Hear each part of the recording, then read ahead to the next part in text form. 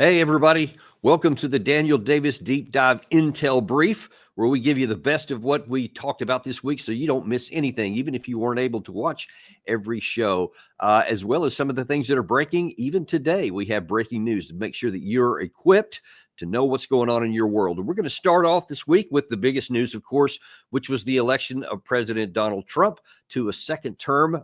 Really shocked everybody. Very, very surprising, given that all the polls that we're talking about coming in were, literally a coin flip, that all 7 of the swing states were just, within I think a 1.8 percentage points was the biggest advantage either side had. Some of them were less than a point. The overall, according to the NBC poll, you may recall that we talked about before, this was literally right down the middle, 49% each way with 2% undecided.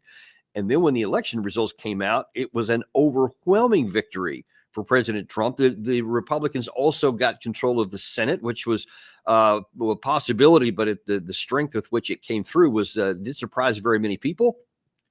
And we had Larry Johnson on this week to try to help us understand a little bit why. Trump understood that the media world has changed. It's now a world of social media, shows like yours. Go back 4 years in 2020, it was important to be on legacy media, to be on the cable news shows, Fox, CNN, MSNBC. But what's happened in the last 4 years is people, particularly those under the age of 45, have moved completely away from sitting down and watching those conventional channels. Instead, you got people like Joe Rogan with 18 million subscribers. I mean, you've got a significant number of subscribers yourself. People tune in to watch you and to listen. And that's what Trump tapped into. And in tapping into that, he didn't follow sort of the traditional, what I'll call partisan playbook, that whether you're Republican or Democrat, you line up your own people and then you reward them after the election. He reached out.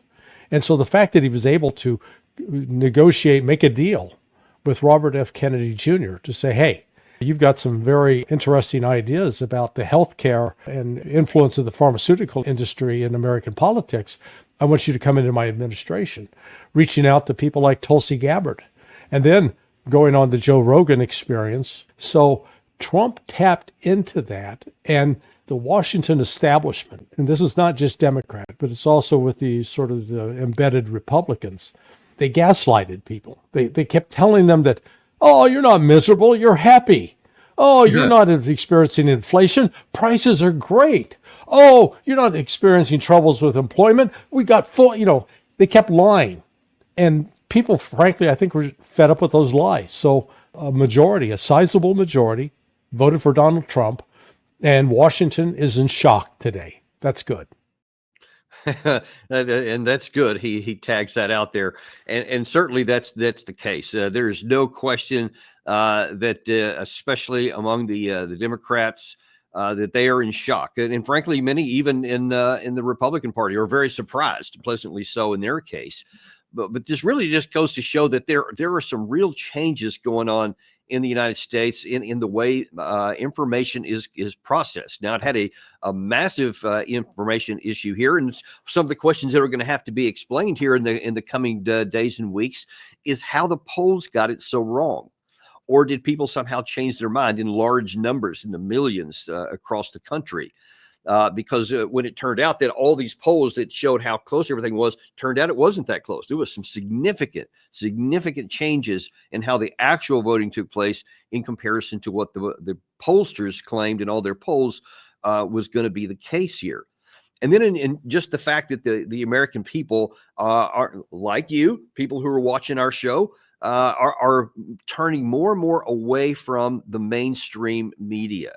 And look, this was a big issue with the Democratic Party, is that they put really most of their eggs in one basket, so to speak, of saying we're going all in on conventional stuff. You had the 60 Minutes, you had all these major news programs on The View, et cetera, all these legacy TV things, which historically get to a large number of people.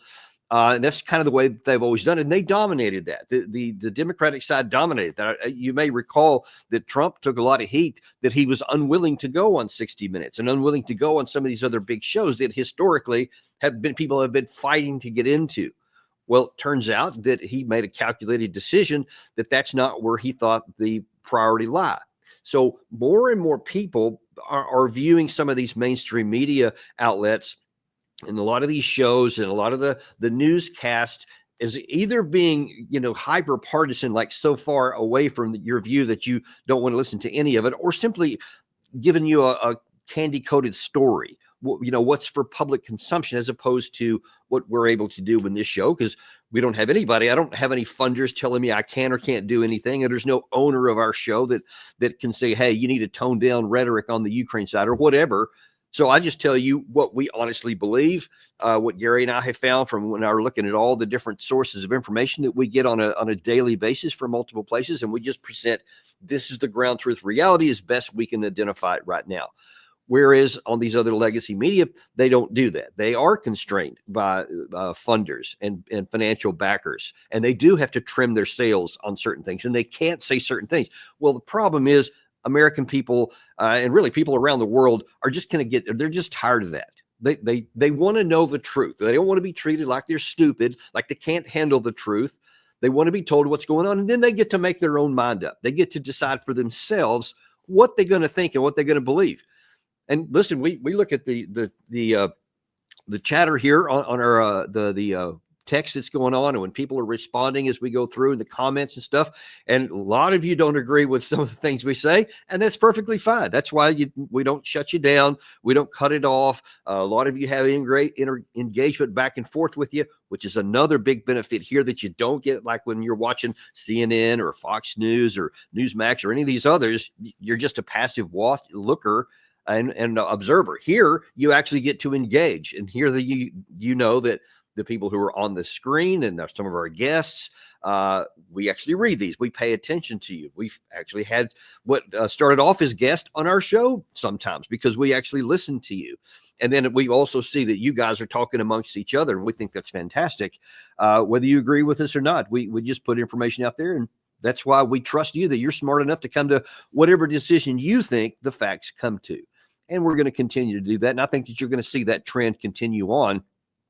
And especially when you see like the Joe Rogan has, I think that the show where he had Trump on there had like 50 million views or something like that. It may even be higher now. I haven't seen it in the last couple of days. But, you compare that with even some of the 60 Minutes broadcast, which had it in probably the low number of millions, which is pretty substantial. But in comparison, it's dwarfed by some of these other shows. So we'll see how that continues to unfold in the future. And certainly we'll continue to do our part along with you in yours. Next, I want to move to the situation with the Middle East. And we had Matthew Ho on, and he was we presented him a clip of former General David Petraeus, who's kind of trying to explain to you why he knows what's best and trying to kind of relive some of his alleged victories from the past. In Gaza, you still have substantial remnants of Hamas, of the Palestinian Islamic Jihad, and then criminal gangs and so forth that are essentially controlling various parts of that territory. And Israel needs to go in because there is no other alternative. Start from the north and work their way to the south and clear and hold, not just clear and leave, which is what they have been doing. Do what we did during the surge, which is you clear and hold, you create gated communities, you come in a mile, let's say, east-west wall, you could throw that up overnight, 12 miles probably at the most. A couple of north-south walls, you create 3 or 4 gated communities, you clear them painstakingly of all enemy. You issue biometric ID cards to those inside that area. This sounds more like the creation of a jail cell. How do you see it? Essentially concentration camps. This is not any different than what the British did in South Africa 124 years ago. To segregate the people, to wall them off, and then these biometric ID cards, probably most likely apps on a telephone, I would imagine. And this way you control the population entirely. You know where they are, you know who they're talking to, you can target them at any time, you can control everything they do. So if these people want bottles of water or they want loaves of bread, they have to follow the commands of the app. Petraeus and others, these men who their own failures at war should be enough to discredit them, but they are now representing banks and oil companies. They sit on the boards of all types of corporations. They teach at universities. and they go on the media and they still sell this snake oil about counterinsurgency when there is no way to victory in this type of occupation. And really, that's the bottom line. It's an occupation at this point, where literally, I mean, this is as direct as you can imagine. And the problem is that this is not going to work out well for Israel. Now, we often say a lot of things about some of the Israeli government decisions and their actions, what their military is doing, and we correctly take it to task when it's doing incorrect things. But I actually care a lot about the people of Israel, and I care a lot about the people of Palestine and all of them, everybody who lives in that region. Every single one of them deserves an opportunity to live in peace and freedom, and freedom from the risk of being attacked, rockets falling on their head, terrorist attacks, etc. And I want all of the parties to take action and to move in a direction that will lead to that outcome. Israel is on a path right now that was really stoked in anger and hatred because of what happened on October 7th of 2023. And certainly a lot of that is very understandable with the way a lot of civilians were killed and their houses were broken into and just, killed mercilessly. And that's certainly understandable. But it's also understandable that the Palestinian people have that anger because of how they've been treated and how they had been gated off, to use Petraeus's word, for decades before that, in a virtual prison. Because some people may not be aware of it, but the Palestinians in the Gaza Strip especially have essentially been in a prison. And that's not hyperbole. They literally have not been allowed to come outside of the gate. They don't have freedom to travel anywhere. And they're just kept in prison in this. And they had been, of course, in the summer before, hundreds, plural, of Palestinians had been killed by the IDF and some settlers in the West Bank. And it was a very, very volatile situation just in the months before October 7th. So everybody bears some portion of the blame for this. But when you're trying to solve the problem as Israel by literally wiping out the capacity for the Gaza Strip to even sustain life, and so very many tens of thousands of people. A recent report I saw this past week said that 70% of all the Palestinian deaths are women and children. So I don't think you can make the claim that, oh, well, they're just going after Hamas, because that's far, far too high of a percentage. And that also ignores the fact that all of the family members, not even just the men, but primarily the men, family members of all those casualties, are never going to say, okay, sure, Israel, we'll just be your friends now, and we'll just submit to what you want. They're not going to do that. They're going to rise up, and they're going to be even more animosity, have more hatred for Israel, and Israel is going to have less security. I mean, literally, they have gotten themselves into a position right now, into an unwinnable situation. They have, by their own account, opened a 7-front war. Think about that for a second. On the prior to October 7th of 2023, they were fighting a no-front war. Now, they had this boil going on in the Gaza Strip, as I just mentioned, but there was no 7-front war. There's no war at all. Now then, because of their reactions after October 7th, they're in a 7-front war throughout the entire Middle East. And even as of this date, we're still waiting on the claim from the Iranian side that because of the last round of missiles that Israel fired into Iran, that they're going to retaliate. So even that can still expand beyond the current scope where it's at. But you can't have this nation of, I think it's like 8 million, and be able to sustain a war that's going on. The Gaza Strip itself is closing in now in 14 months and counting, with no end in sight. And then this massive new operation they've started in southern Lebanon against Hezbollah. And then the potential for, having a major escalation with Iran if they make good on their threat to have a teeth-breaking response to the last Israeli thing. And of course, then Israel will definitely have their own teeth-breaking counter response to that. And then the war continues to escalate. That doesn't help anybody. Israel can't win that war. And Petraeus is just dead wrong when he tries to make this case, as many people in the West do, many former generals and former cabinet members, former officials, senior ranking officials. They keep trying to say, yeah, they can succeed. They can win this war. No, they can't. I mean, and it's not even hard to figure out, other than emotionally. And I want them to win the war. When you look at the actually on the ground, the forces that are involved, the amount of equipment and ammunition that's necessary, the capacity of all of the sides to be able to produce, the Israeli side can't win this war. So at some point, they're going to have a negotiated settlement. They can't literally kill everyone in the Gaza Strip and the West Bank and in southern Lebanon. They simply can't do that. The world would not allow that. They would not. The United States would not allow that. I mean, you see, there is evidence going back to that first segment that we showed here of why Trump won. One of the noteworthy things to come out of that was the significant number of not just Arab votes, but people who were sympathetic to the Palestinian side who voted against Kamala Harris in that election.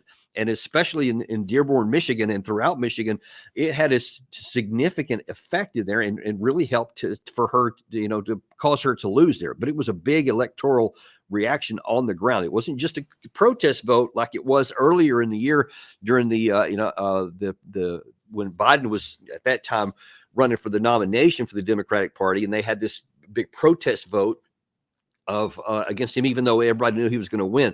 But it translated into the general election as well.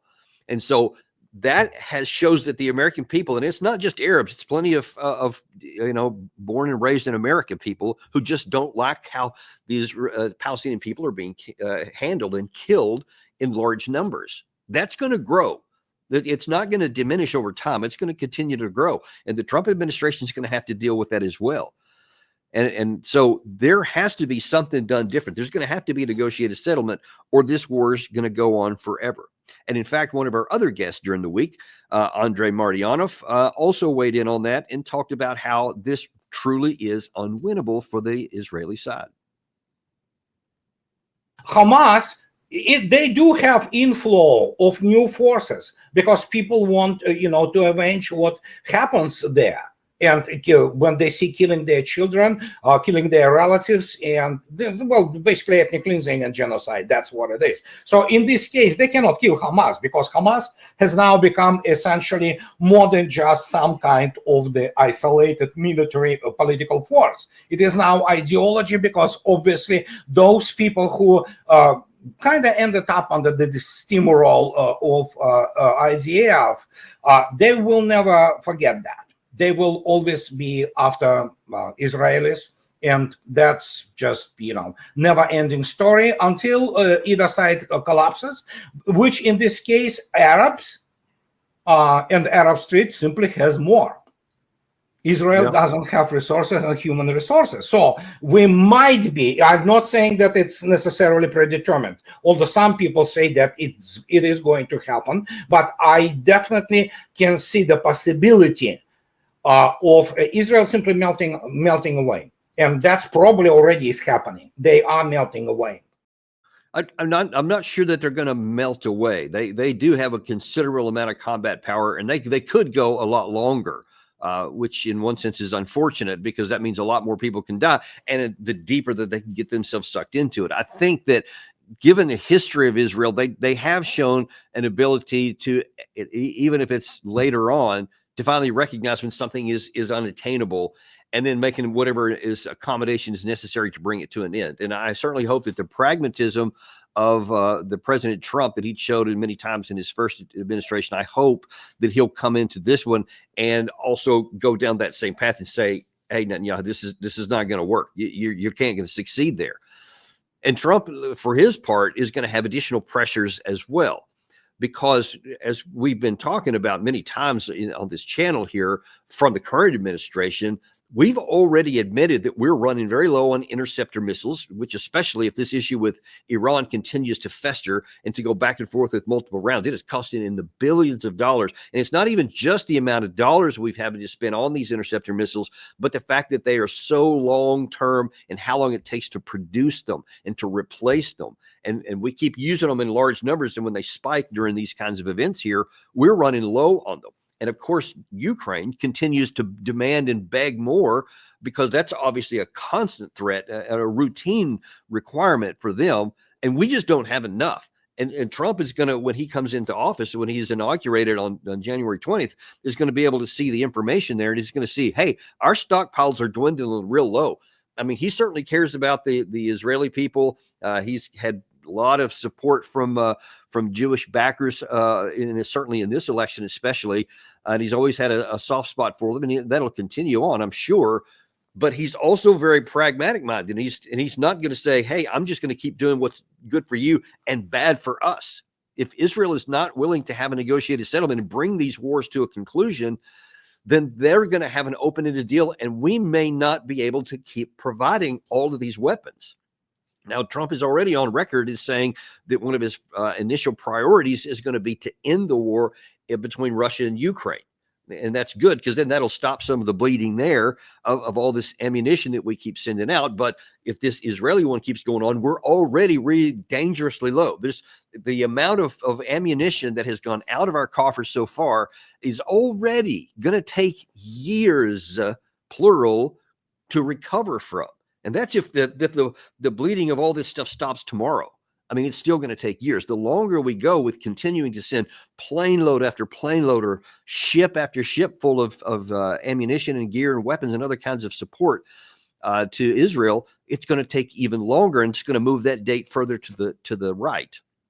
So Trump is going to come under pressure to maybe tell his friend Benjamin Netanyahu, I'm not going to go down this path anymore. And just like he's apparently going to tell Zelensky when he takes office, you're going to have to find a negotiated settlement. He may do the same thing here. That remains to be seen. There's the Trump administration, even some of my sources on his transition team have been a little bit mum on that. So we actually don't have a clear picture for what he's going to do in the Middle East. Maybe he's still trying to decide that among his senior staffers right now. We will certainly be bringing that to you anytime that we have more. There's actually also on this topic here some breaking news even as of this morning, and that is that the Qataris have announced that they are withdrawing themselves from being the lead helper in negotiating a settlement and a ceasefire between Hamas and Israel. They have said, hey, they apparently told the Hamas leaders to leave. As of just before I came on here, that information had said that the Hamas side had still not acknowledged that they had been ordered out, although some of the Qataris have given that information, said that is going to happen. But this is bad news, frankly, for everybody, because the current administration has, as if we've been talking many times, has been very weak and passive about trying to use the leverage that we have, the significant leverage, to get the sides to come to an agreement, even a ceasefire. I mean, we're not talking about a negotiated settlement. We're not talking about peace. We're just talking about ceasefire. And you've had the Israeli side has been unwilling to make any meaningful compromise to reach that. They, in fact, given a lot of evidence, they don't want a ceasefire because they want to keep fighting. They want to win a military outcome, so they're not going to cease fire.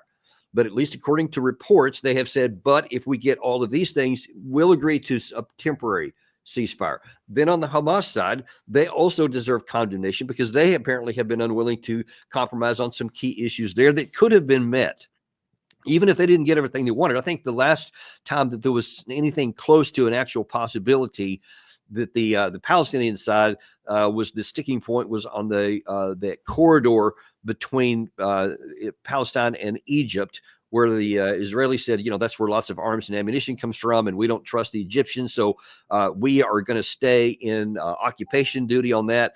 And the Palestinians said no. And so I frankly think they deserve lots of condemnation for that.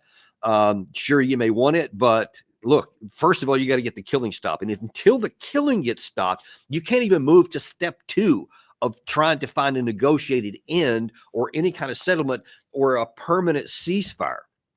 You can't even get to that unless you take step 1 first. So both sides deserve condemnation.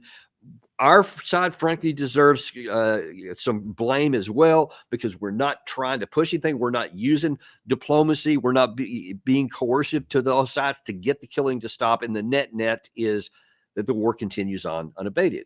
And so now then, the moderator role that Qatar was playing, now then no one's playing that role. And it doesn't appear, and at least from reports that I saw again right before I came on here, a lot of the reporting was that U.S. has for a couple of months been putting pressure on Qatar to withdraw.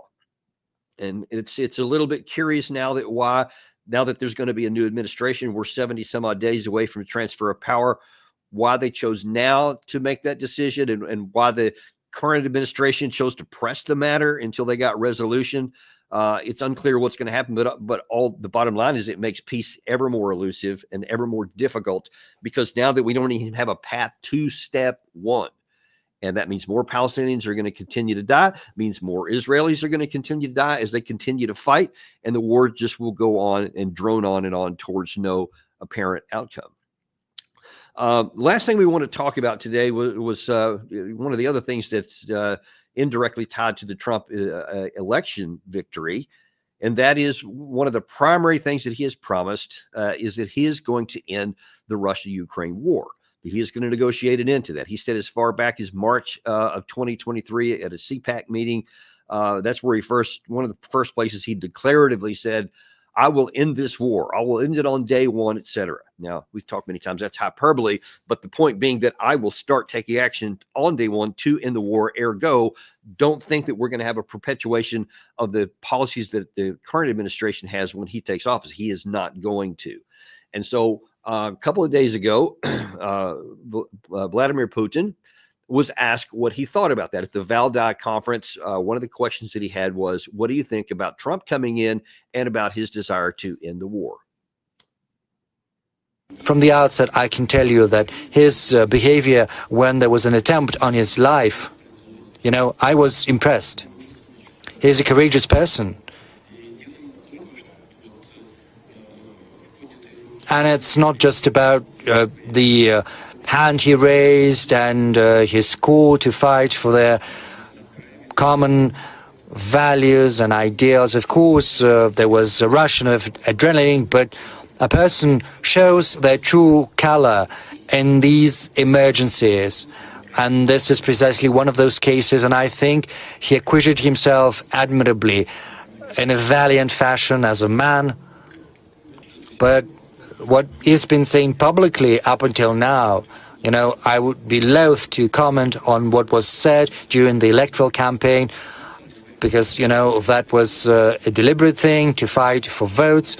But regardless, what he said about his desire to rebuild relations with Russia, to facilitate an end to the Ukrainian crisis, I think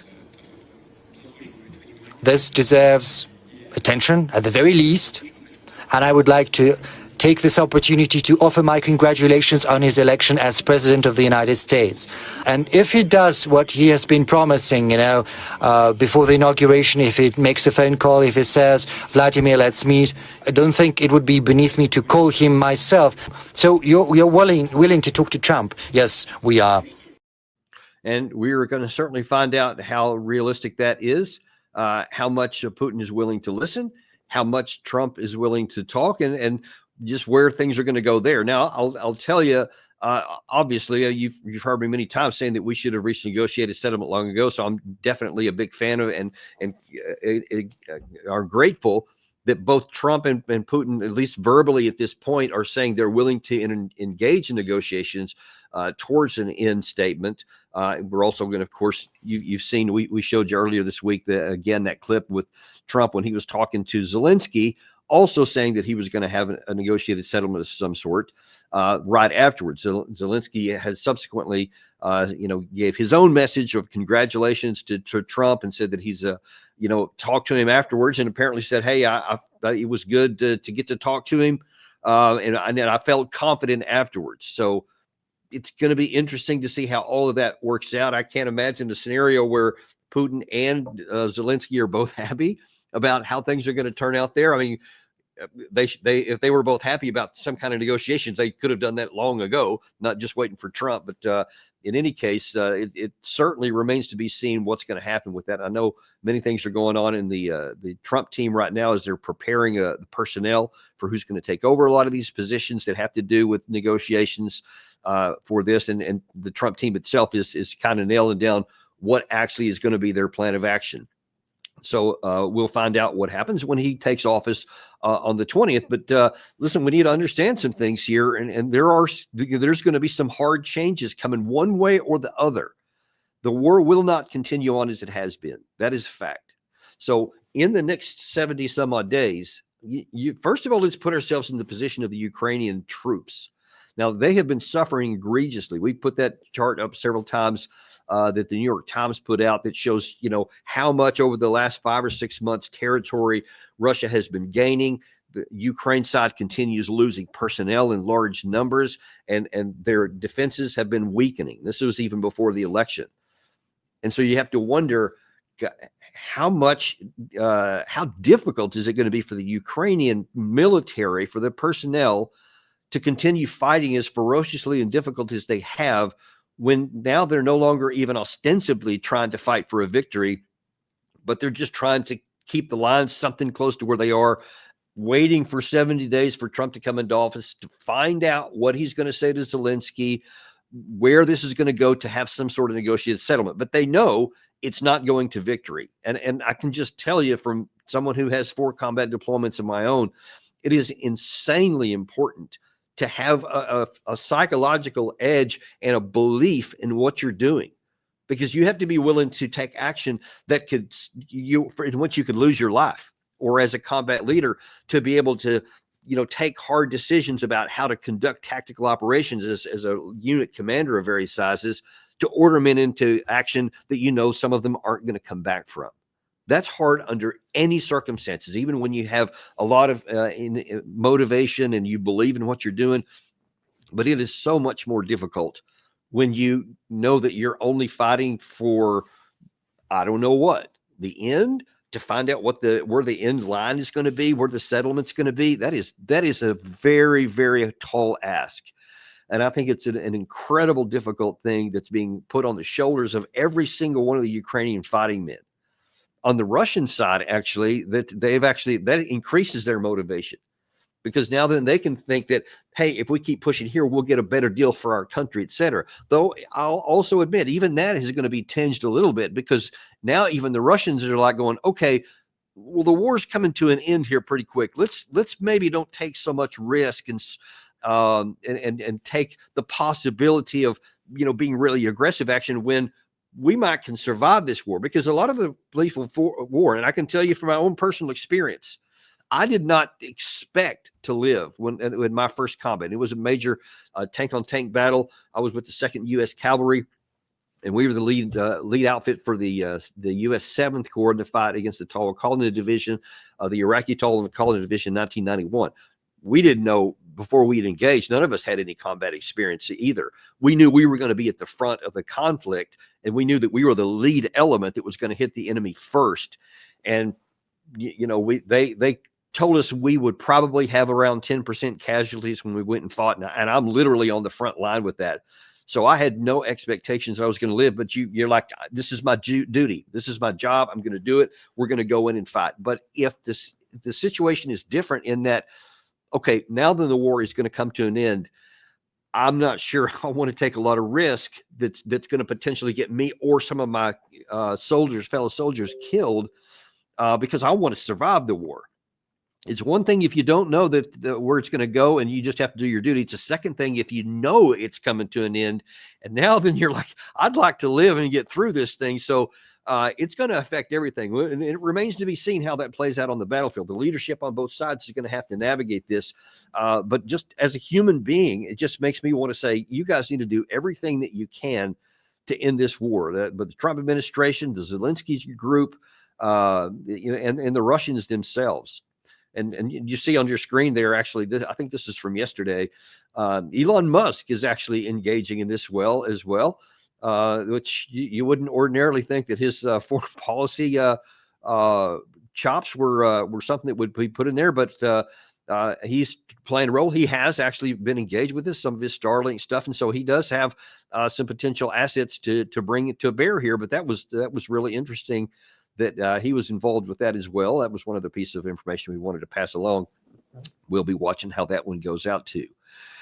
But listen, that's what we got for you today. That's what we had this week. We're going to have a really good week. Next week, we've got Larry back, Doug McGregor, Ambassador Chaz Freeman. We've got some other folks we're trying to negotiate and to work some things out.